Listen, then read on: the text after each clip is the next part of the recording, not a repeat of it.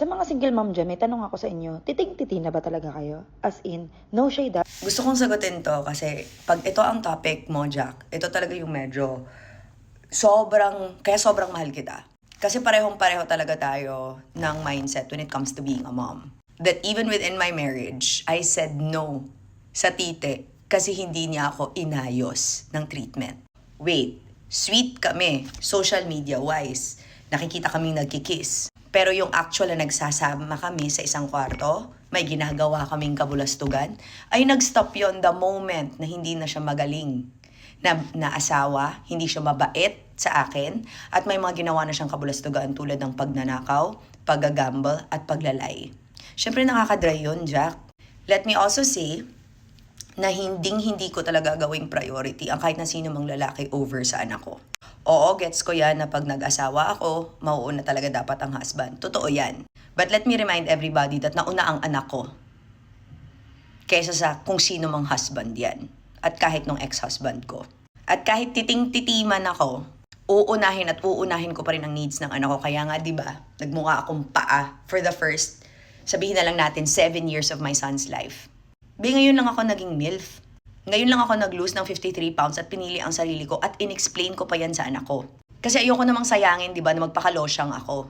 At saka nagpapasalamat ako sa mga tao na nag-point out nito sa akin, di ba? Pinicturean ako, ininsulto yung itsura ko. Di nagpaganda ako. Malamang ngayon lang talaga ako maghahanap ng tite. O hindi naman talaga hinahanap yan.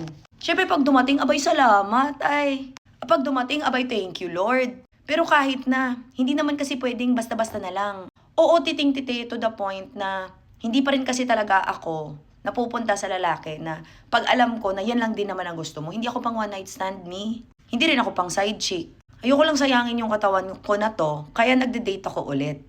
Pero yung titing-titi, yung maghahanap, hindi naman hinahanap yan. Kasi lagi ko rin namang sinasabi, ang babae, 'di ba, pantalan. 'Di ba, daungan ng barko. Ang lalaki yung barko. Hindi kita hahanapin. Kung masarap ka, mabuti. Pero hindi ko naman malalaman yung sarap mo kasi hindi naman kita titikman agad-agad. Di ka naman ice cream, mami. At saka yung sinasabi mo na iiwan, never. Kaya sinabi ko talaga, mas magkaroon ako ng Tita Cherry at hindi kami magbe-break kesa sa magkaroon ako ng mediocre na asawa. Kaya iniwan ko yung ex-husband ko. Hindi ito lagi kong kinikwento. Pero one of the reasons talaga kung bakit iniwan ko na talaga yung ex-husband ko kasi sinigawan niya ang anak ko. Nasa bahay ako noon, nasa second floor ako, sinigawan niya ang anak ko. Ininsulto niya, tinawag niyang bobo. Kasi nagtututor siya sa anak ko. Kasi binolunteer niya sarili niya na siya magtututor ng anak ko. Kasi wala naman siyang trabaho, ayaw naman niya magtrabaho. Kahit pinapatrabaho ko siya. Hindi naman kasi siya katanggap-tanggap. Kasi may lifetime ban siya sa PAGCOR, kaya hindi siya pwede magtrabaho sa PAGCOR. Kasi sugarol nga. Sa Kaap naman, kulang naman yung flying hours niya, kaya hindi siya matanggap-tanggap ng airline. Masyado namang mataba, ayaw mag-exercise ng maayos, kaya hindi pwede maging flight crew o FA. So ngayon, siya yung domestic, siya yung house husband. Ngayon, luto ang alam. Pagdating sa pag-tutor, kasi nga daw chinututor siya, ang ginagawa naman niya sa anak ko, sinisigawan niya, tinatawag niyang bobo. Abay, papayag ba ako? Kaya ginawa ko, I left him, kept my Tita Cherry, kung sino yung nagbabantay ng anak ko since 2021, and got my son 5 tutors. 5 tutors na bawal sigawan ng anak ko. Ganda naman ang grades ng anak ko. Mag-grade 2 na nga. Mas gagastos ako at mas pipiliin ko talaga yung anak ko. Na kahit nga itong ginagawa ko ngayon, hindi ko nga tinatago to sa anak ko. Kahit paglalandi ko, di ko tinatago sa anak ko. Kasi sinabi ko naman sa kanya, it gets lonely. My love. It gets lonely now and I want to meet guys. Pati sa mga lalaki na namimit ko, hindi naman lahat mamimit siya. No. May namit siya, hindi naman niya gusto, kaya ayokong ipilit. At pag sinabi niya na hindi niya feel, babay ka agad. Bakit? Kasi we tried to find a papa for my son. At lagi ko tong sinasabi na it's none of everybody's business kasi ang setup namin ay iba. Hindi naman kami katulad ng ibang single mom dyan na iniwan. Hindi kami ibang single mom dyan na nagkaroon talaga ng relationship sa mga tatay ng mga anak nila. Ako service provider, ang gusto ko anak lang. Anak lang talaga dapat ang priority ko. Hindi tite.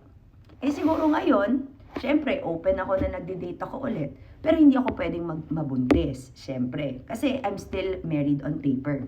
But allowed ako mag-date at hindi naman ako alam mo yun, hindi naman kabit ang magiging lalaki sa buhay ko dahil matagal na akong walang asawa. Iniwan ko siya August 1 pa. Babay na.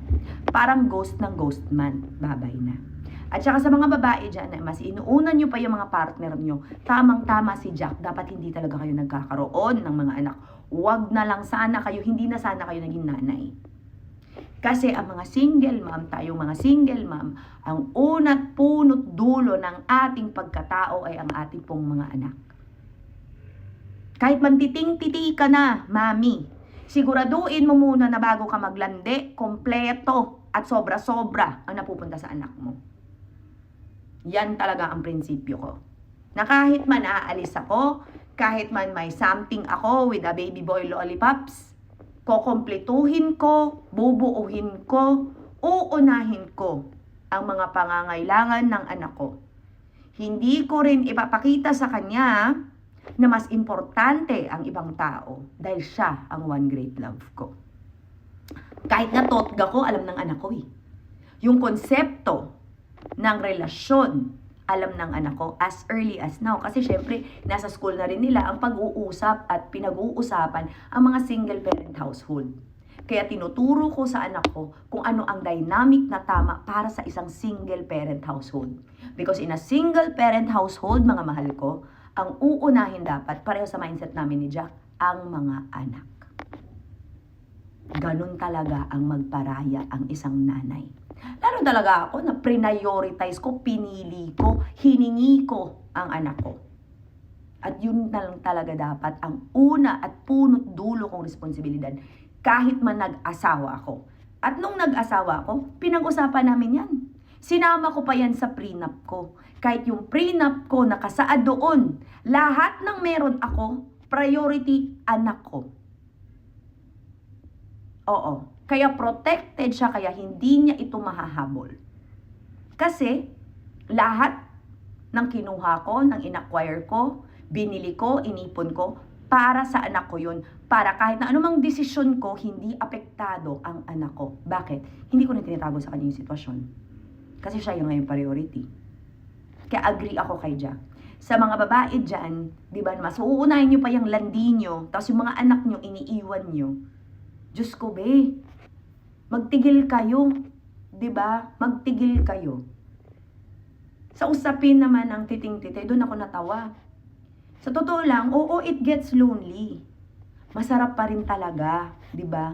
Na may kalambingan, masarap pa rin talaga na may kadate. Pero, hindi talaga dapat mawawala yung seriousness ng responsibility na meron ka dahil nanay ka. Kasi hindi naman ako naghahanap ng tatay ng anak ko. May tatay ang anak ko. Kilala namin. Hindi nyo lang kilala. Kaya gagawan-gawan nyo ng istorya, di ba? Papaangkin nyo kahit kanino. Kilala namin, ba't hindi na kayo kasali? Kasi hindi naman po kayo kasama sa pamilya namin. At wala naman po akong ginagawang masama at wala akong inaapakan tao when I say that I also have needs. Ipokrita na ako, be, kung sasabihin kong wala. Di ba? Paano naman yan? Paano ako mapipili kung hindi naman ako choice? Kaya nga ako naging mas maganda ngayon, nagpa-enhance na kung ano-ano, pinili ang sarili ko, pinili ang MILF era, maging soft, maging woman. Kasi at the end of the day, babae pa rin ako. Ang politika, 1% lang yan ang buong pagkatao ko. Yung 99%, hinay-hinay kung pinapakita ngayon sa inyo. Kasi yung 99%, abay, masarap, be. Kaya nung itong video na to ni Miss Jack, maraming salamat, Day. Agree ako sa'yo. At ito talaga ang cornerstone ng pagkatao natin, ang maging nanay, ang maging MILF. Pero yung sabihin titing-titi, I was in a sexless marriage. 1 year mahigit na wala akong titi sa buhay ko. Diyos ko, Lord, hahanapin ko pa. Diba? Ipagpipray at i-manifest ko pa. Kasi hindi ako pang ONS, hindi ako pang situationship. Kaya we'll see how it goes. Nasa dating pa lang ako. Yung titing-tite, baka parating pa. Siguro nasa LBC pa yun o sa Shein. Depende. Ingat. Mwah.